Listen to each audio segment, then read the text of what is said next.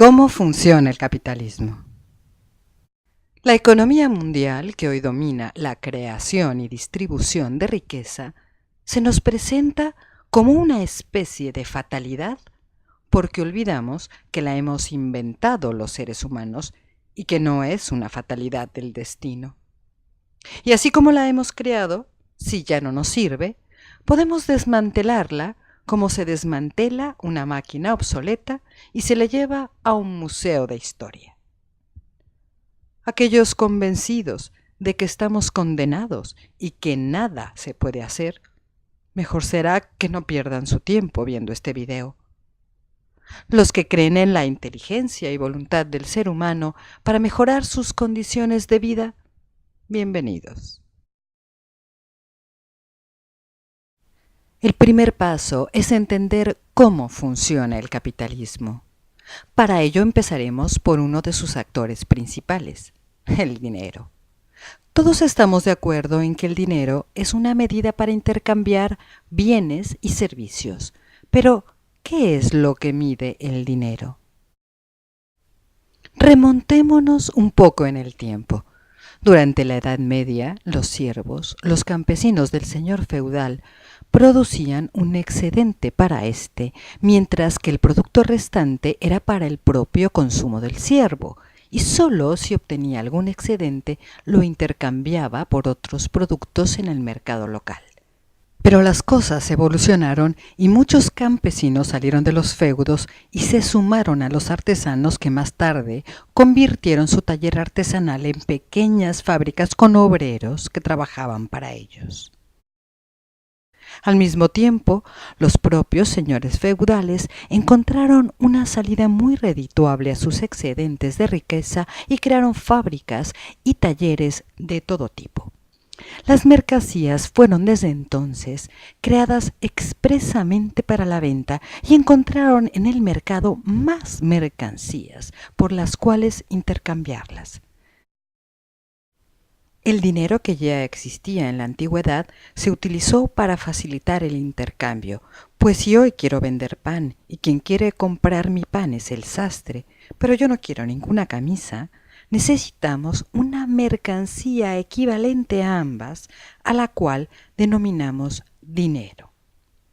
Pero este dinero en nada cambia el hecho de que pan y camisas puedan intercambiarse. Pero entonces, ¿qué es lo que las hace equivalentes? ¿Qué tienen en común ambas mercancías para poder intercambiarse? ¿Qué mide el dinero? Pongamos un ejemplo. Yo, el pescador de mi pueblo, solo a la orilla del mar, pesco en 12 horas 12 pescados diariamente, a un pescado por hora en promedio. Los peces no me cuestan nada, están en el mar y los pesco con una caña que yo mismo hice. Mi vecino, el leñador, corta 4 cargas de madera en 12 horas, una carga cada 3 horas, con un hacha que él mismo fabricó. Un día tuve ganas de encender el hogar y mi vecino tenía ganas de comer pescado. Así que nos sentamos tranquilamente a pensar cómo intercambiar nuestros productos de manera correcta. No puedo sumar manzanas y peras a menos que tengan algo en común. ¿Pero qué tienen en común pescados y leña? Ambos nos miramos asombrados y encontramos que lo único común entre mis pescados y su leña era la cantidad de trabajo que ambos habíamos puesto en pescar y cortar. El trabajo es lo que había convertido al pez en pescado y al árbol en leña. Pero él decía que su trabajo era mejor que el mío y yo respondía que no era así. Seguimos discutiendo hasta que el leñador me preguntó: vamos a ver, ¿cuánto tiempo te llevó pescar esos pescados? Pues 1 hora cada uno, respondí. ¿Lo ves?, me dijo. A mí me tomó 3 horas cortar una carga de leña. Ahí está la respuesta, dije entusiasmado. El tiempo de trabajo que a ambos nos tomó obtener nuestros productos es nuestro equivalente común. Yo le di 3 pescados por una carga de su leña, la cantidad de pescado y leña que a cada uno nos había tomado 3 horas de trabajo obtener. Así nos hemos puesto de acuerdo todos en el pueblo y ahora sabemos cómo intercambiar nuestras mercancías. ¿Cómo calcular el valor de una mercancía? Lo mismo pasa conmigo, el ebanista. Yo fabrico una silla en 12 horas utilizando como materia prima 2 cargas de madera que compró al leñador. Pero ¿cómo puedo calcular el valor de mi silla para intercambiarla en el mercado? Muy sencillo. En materia prima para hacer la silla utilicé 2 cargas de madera o lo que es lo mismo, 6 horas de trabajo del leñador, a las que se suman las 12 horas que yo trabajé para fabricar la silla, lo cual dan un total de 18 horas de trabajo. Por lo tanto, deberé intercambiar mi silla por algo que contenga 18 horas de trabajo. Si alguno de los fabricantes de mercancías quiere pasarse de listo y vender más caro, engañar a su clientela diciendo que lo suyo lleva más horas de trabajo, su competidor ganará a ese cliente, pues lo venderá a su justo valor. De esa manera se regula la compra y venta de mercancías. El dinero. Como no siempre el pescador quiere leña y el ebanista pescado, nos hemos puesto de acuerdo todos en el pueblo para que una mercancía específica sirva como medida del tiempo de trabajo general y podamos consumir de todo. Hemos decidido que sea el oro, que se extrae de nuestra mina a 12 onzas en promedio durante cada jornada de trabajo de 12 horas del minero. Así, cada onza de oro corresponde a 1 hora de trabajo. Podríamos utilizar como dinero arroz, por ejemplo, que el agricultor cosecha a razón de 2 sacos por hora, pero tendríamos que cargar carros de este para intercambiar las mercancías y no sería práctico. Precio de la fuerza de trabajo. Ahora vendo tan bien mis sillas que he podido ahorrar de mis horas de trabajo el suficiente dinero para usarlo como capital y ampliar mi producción. Así que salgo al mercado de trabajo en busca de un trabajador. En el pueblo hay muchos hombres que no tienen medios para iniciar su propia producción, pero tienen una mercancía que vender: su fuerza de trabajo. El pago mínimo que el obrero acepta por vender su fuerza de trabajo es la cantidad de dinero necesario para sobrevivir. Y esto es lo máximo que yo estoy dispuesto a pagar por el momento. En nuestro pueblo, la suma de alimento y bienes para la sobrevivencia diaria se compra con 6 onzas de oro, el equivalente a 6 horas de trabajo, y por esa cantidad hago trabajar a mi obrero durante las mismas 12 horas que yo trabajaba. Inversión y ganancia. ¿Cuánto gano ahora que he invertido mi capital y no trabajo ya en la silla? Veamos. Vendo la silla por las mismas 18 onzas de oro de antes, pues en el mercado a nadie le importa quién hace la silla, si el obrero o yo. A estas 18 le resto mi inversión, 12, 6 en materias primas y 6 en salarios, lo que me da una ganancia de 6 onzas de oro libres de polvo y paja para mí. ¿Pero de dónde salió mi ganancia? Veamos. En materia prima, utilizo la misma cantidad de madera que cuando yo la hacía, pues es la misma silla. Así que ahí no he ahorrado nada y por tanto no está la fuente de mi ganancia. Así que debo analizar el otro componente de mi producción, el trabajo. Mi jornada de trabajo era idéntica a la de mi obrero ahora, de 12 horas. Cuando yo fabricaba la silla, conservaba íntegras para mí el producto de mis 12 horas de trabajo, o sea, 12 onzas de oro. Ahora, a mi obrero, por la misma jornada de 12 horas, no le pago 12, sino 6, la mitad, el 50%. Como yo pongo el capital, mi obrero trabaja 6 horas para él y las otras 6 para mí. De ahí salen mis 6 onzas de oro de ganancia, que son el 50% de las 12 que invertí.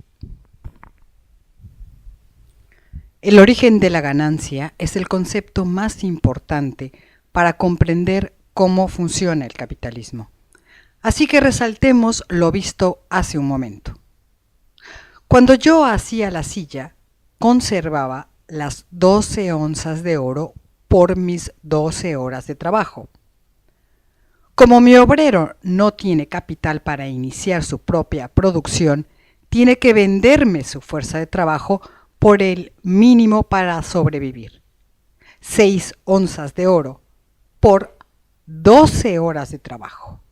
Así que yo conservo el producto de 6 de esas 12 horas de trabajo que él trabaja para mí.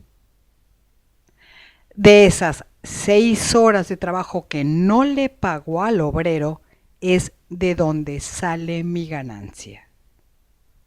Como mi inversión fue de 12 onzas de oro, 6 de materias primas y 6 en salarios, resulta que mi ganancia es del 50% de mi inversión. La competencia. Me doy cuenta de que mi clientela ha bajado y descubro que hace unos días abrió otra ebanistería que produce sillas más baratas que las mías y en mayor cantidad. Descubro que en esa ebanistería trabajan el mismo número de obreros que en la mía. Entonces, ¿cómo hace mi competidor para producir más y más barato? Investigo y encuentro que ese ebanista ha comprado una sierra muy potente y gracias a ella produce cada silla en la mitad del tiempo que yo y puede por lo tanto venderla a un menor precio. ¿Cómo puedo competir con él? Pienso en hacer trabajar el doble a mis empleados, pero la jornada de trabajo es ya de 12 horas y se niegan a trabajar más tiempo. También podría bajarles el sueldo, pero les pago el mínimo para su sobrevivencia y lo rechazan tajantemente. No me queda más remedio que comprar una nueva sierra. Veo en mis arcas y como me falta dinero, pido un préstamo en el banco y finalmente la compro. Hemos llegado al momento crucial del análisis. Siguiendo con atención solo 4 minutos más el ejemplo de nuestro ebanista, entenderemos la razón de fondo por la cual se originan las crisis cíclicas y a la larga mortales del capitalismo. Tendencia decreciente de la tasa de ganancia. Gracias a mi nueva sierra, ahora produzco en cada jornada de trabajo 2 sillas en lugar de una. Para comprobar si puedo venderlas tan baratas como mi competidor, necesito calcular el nuevo valor sumando el tiempo de trabajo incorporado en cada silla. Veamos. 6 horas de trabajo del leñador, más 6 horas de trabajo de mi obrero, que gracias a la sierra realiza cada silla en la mitad del tiempo que antes, nos da un total de 12 horas de trabajo. Y como fabrico 2 sillas en cada jornada, tengo un valor total de 24 horas de trabajo que venderé en el mercado por 24 onzas de oro. Pero ¿cuánto es mi ganancia? Para saberlo, debo restarle al valor de mis sillas lo que invertí en producirlas. Calculemos mi inversión. Como ahora hago 2 sillas, en materia prima utilizo por jornada el doble de madera, 12 onzas de oro. En salarios le pago a mi obrero por la jornada de 12 horas lo mismo que antes, 6 onzas de oro, lo que equivale a 6 horas de trabajo. Por lo tanto, sigo conservando para mí el valor de las 6 horas restantes. Así que mi inversión total es de 18 onzas de oro. El valor total de mis sillas, como ya hemos calculado, es de 24. Y le resto mi inversión, 18. Lo que me da una ganancia de 6 onzas de oro. ¿Pero cómo? Ahora que produzco más y más barato, gano lo mismo. Antes de utilizar la sierra, invertía 12 y ganaba 6. O sea, tenía una ganancia del 50% de mi inversión. Ahora que produzco el doble e invierto 18, mi ganancia sigue siendo de 6. Solo el 33% de mi inversión. ¿Qué ha pasado? Los capitales buscan siempre el mejor rendimiento para su inversión, pero otros capitales llegan. Y como la demanda es limitada, para atraerla solo hay un camino: abaratar las mercancías. ¿Pero cómo? Reduciendo el valor de cada mercancía, lo que implica invariablemente reducir el tiempo de trabajo incorporado en cada una, pues sólo así se produce más en menos tiempo. Si antes producía una silla por jornada, ahora debo producir 2, así que el valor de mi silla baja y sólo así puedo competir. ¿Cómo se logra esto? Primero, hay 2 formas: hacer rendir más al obrero o reducir su salario. Pero estas 2 modalidades tienen un límite natural: las horas que el obrero puede trabajar al día y el sueldo mínimo para su subsistencia. Además de que el valor de la fuerza de trabajo, como cualquier mercancía, se determina socialmente. Entonces, los capitales desarrollan una tercera modalidad: incorporar mejoras tecnológicas para producir más en menos tiempo y así abaratar las mercancías.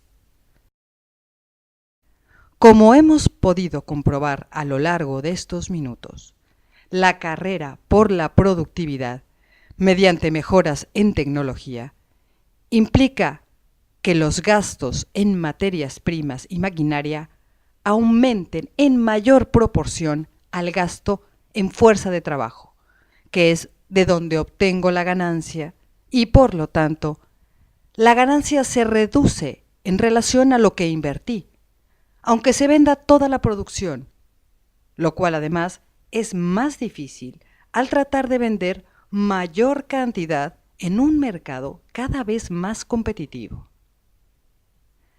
Al extrapolar el ejemplo de nuestro ebanista a la economía global, comprendemos dónde radica el germen de la crisis capitalista.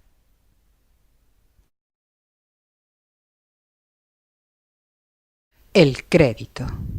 El crédito es el único expansor de demanda de mercancías cuando la sociedad produce una cantidad superior a las necesidades o a la capacidad de compra de la población. ¿Pero qué es exactamente una deuda con el banco? Es la promesa de pago de una cantidad de nuestro salario futuro, o sea, una cantidad de nuestras horas de trabajo cuando las hayamos trabajado y cobrado, o parte de la ganancia si es el capitalista quien lo pide. Aún así, horas laboradas por los trabajadores. Una cantidad a la que además se le sumarán intereses. Como ya sabemos, la producción sigue su carrera con nuevos adelantos tecnológicos y ahora, para ganar lo mismo, debo producir más cantidad que antes.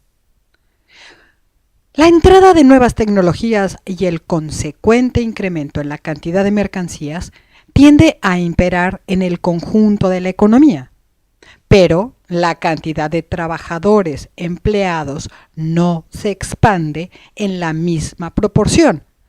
Más aún, la entrada de nueva tecnología ralentiza su contratación o reemplaza a gran número de trabajadores. Por ello nos encontramos con que aun cuando los precios de las mercancías bajan, también la capacidad de compra, y por más que se expanda el crédito, este tiene el límite real de la cantidad de salarios futuros, que serán menos. Una burbuja crediticia. La sociedad está ya endeudada y no compra a pesar de los bajos precios. Además, debido a la baja en los precios, ahora los deudores no quieren pagar los préstamos de mercancías que compraron más caras de lo que valen actualmente en el mercado. La producción, por tanto, se frena y esto conlleva a nuevos despidos, por lo que el crédito irremisiblemente se frena de nuevo, al tiempo que una cantidad importante de la deuda no podrá ser pagada.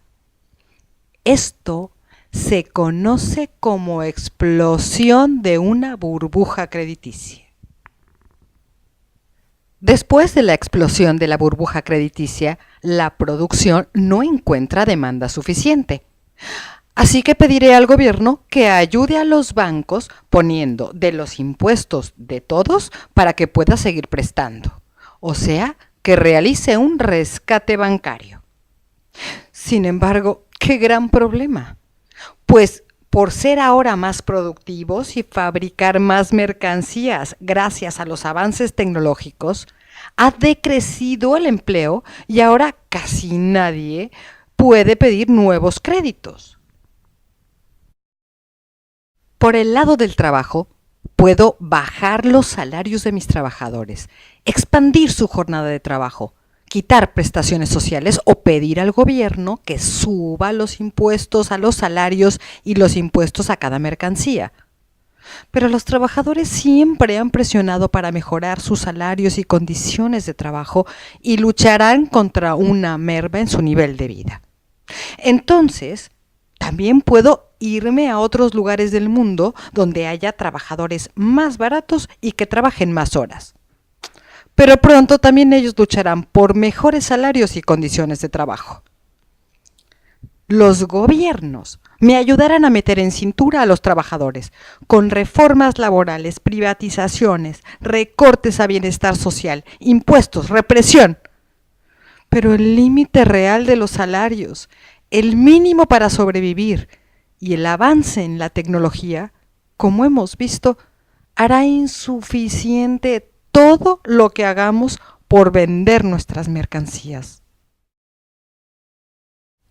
Por el lado del capital financiero, tengo la opción de liquidar mi fábrica y poner mi dinero en la bolsa de valores o en los bancos para que otros empresarios se financien con mi dinero y yo reciba parte de la ganancia que generan esas empresas que sí han podido mantenerse en el mercado.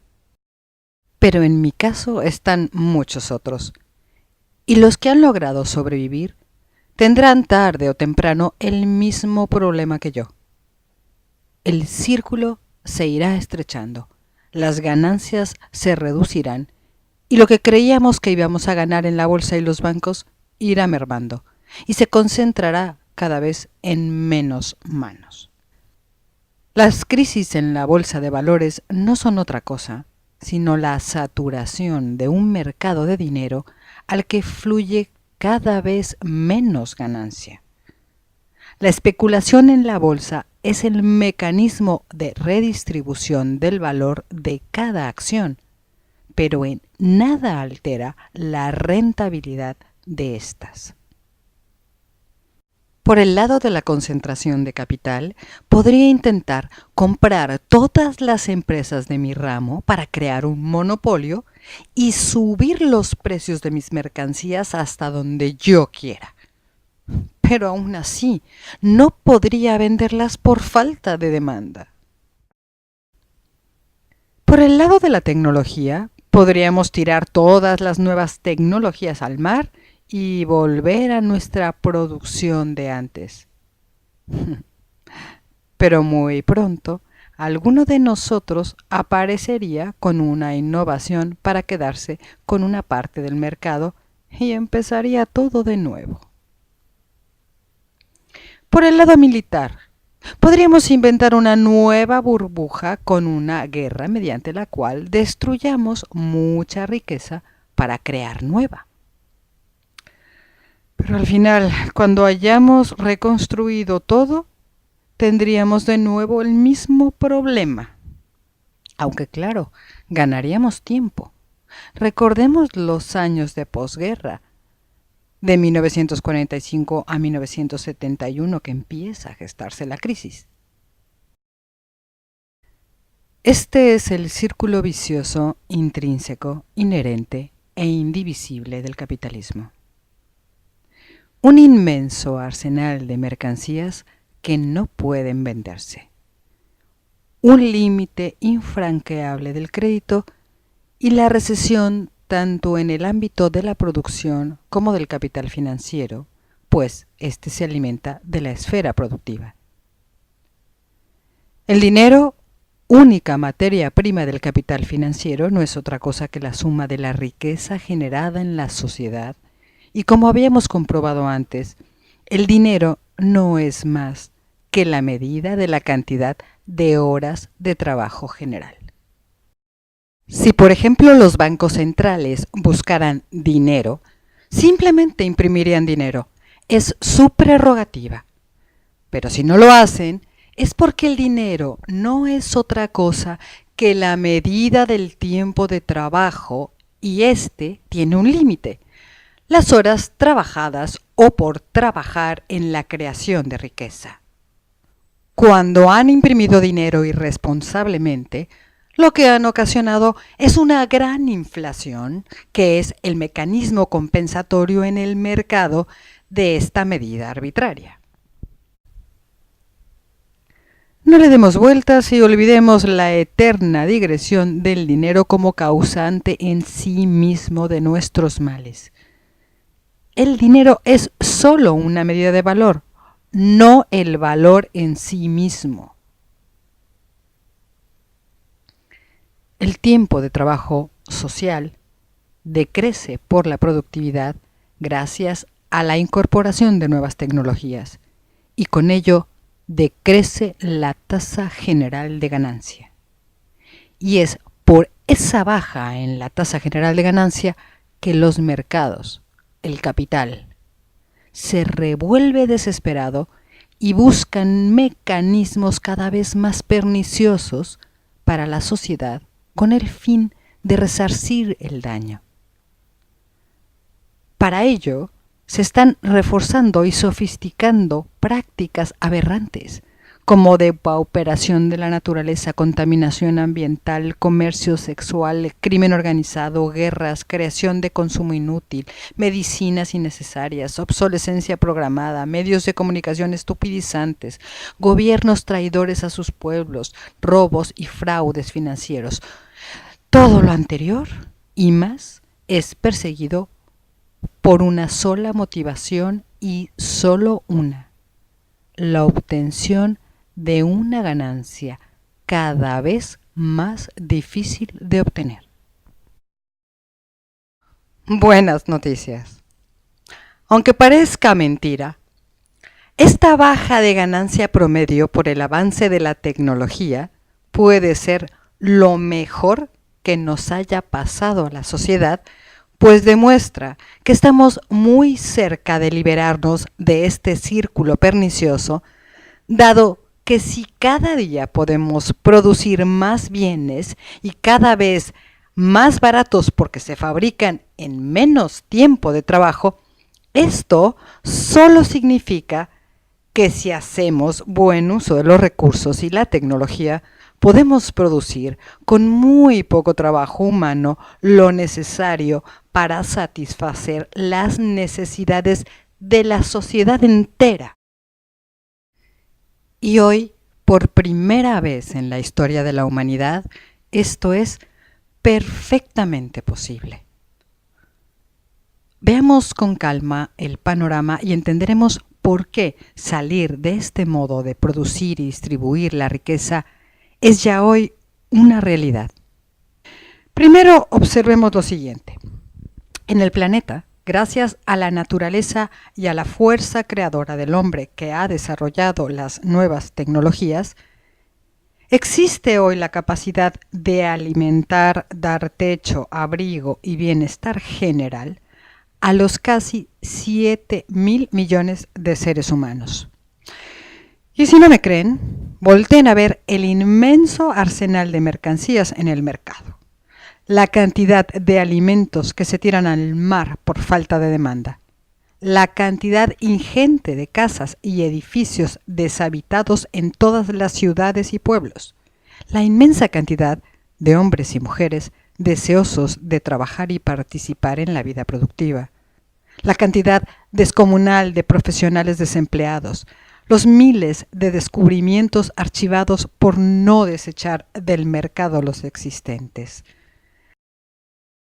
La riqueza material y humana está ahora mismo detenida, subutilizada y ociosa, solo porque nos hemos organizado de una manera que hoy nos está ahogando. Este sistema económico, aunque injusto siempre, fue motor del desarrollo humano, pero en estos momentos lo está deteniendo. Y si no, ¿por qué vivimos en una crisis desde el 2007 si no ha habido una pandemia, ni un desastre natural, ni una guerra mundial? Porque es el capitalismo el que está en crisis, no los seres humanos o la naturaleza. ¿Qué nos está limitando entonces la posibilidad de deshacernos del capitalismo? Muchos me dirán que debemos pedirle al capital que no sea tan ambicioso, que no busque incrementar sus ganancias. Pero eso es pedirle al capital que deje de ser lo que es, que se suicide. Tampoco podemos pedirle a los trabajadores que no busquen mejores salarios y condiciones de trabajo, pues sería pedir que se dejen morir. Lo importante es ver lo que sí es posible. Esto es, producir de la manera en que el propio desarrollo nos está indicando. Podemos producir bienes en abundancia, tantos como necesitamos, y con cada vez menos inversión de trabajo humano repetitivo y esclavizante que nadie quiere hacer. Es la realidad, y no alguna ideología, la que nos está marcando el camino. Pues ya solo tenemos dos opciones: o dejar que el sistema se descomponga aún más con el costo infinito de sufrimiento y vidas humanas, o tomar de la mano el desarrollo y hacer uso de él para el beneficio de todos. Claro que los que todavía tienen algo que perder se resistirán violentamente, pero cada vez son menos, y como hemos visto, la esperanza de que este panorama se revierta es nula. Los que tienen algo que perder buscan convencernos por todos los medios de que el ser humano está dominado por la ambición personal y que nuestra voluntad solo obedece al dinero. Sí, somos muchos los ambiciosos, pero de una vida mejor, y podríamos romper con el paradigma actual haciendo uso de la inteligencia, dando la espalda a lo que ya no sirve y organizando la producción de una manera diferente. Para ello debemos optimizar los recursos, cooperar y planear de acuerdo a nuestras necesidades, preferencias y posibilidades. ¿Que cómo será esa nueva sociedad? Eso nadie puede saberlo, pues no tenemos una bola de cristal. Solo sabemos lo que tenemos frente a nosotros, la posibilidad real, objetiva y comprobable de organizar la sociedad en base a la tecnología y la cooperación, y no el dinero y la ganancia. ¿Que será muy difícil? ¿No lo es vivir sin esperanza de una vida sostenible y digna? ¿No estamos dispuestos a cooperar para beneficiarnos todos? Coordinarnos nunca ha sido tan fácil como hoy gracias al Internet. Participar en las discusiones y decisiones de la vida comunitaria, lo mismo. ¿Tenemos que seguir dependiendo de una entidad que nos dicte lo que tenemos que hacer? ¿Un patrón, un gobierno, una iglesia, un banco? ¿No es el momento de ser mayores de edad como sociedad? Si pensamos que solo el mercado puede controlar nuestras vidas, pues entonces no hay nada que hacer. El capital se organiza muy bien para defender sus intereses. ¿No es momento de hacer lo mismo con nuestros intereses? Lo único que nos detiene es la comprensión del hecho incontrovertible, pero aún difícil de visualizar, de que hoy podemos ya desarrollar una nueva economía y detener la miseria de millones de personas y la destrucción del planeta. En cuanto lo comprendamos cabalmente, empezará en ese segundo el cambio.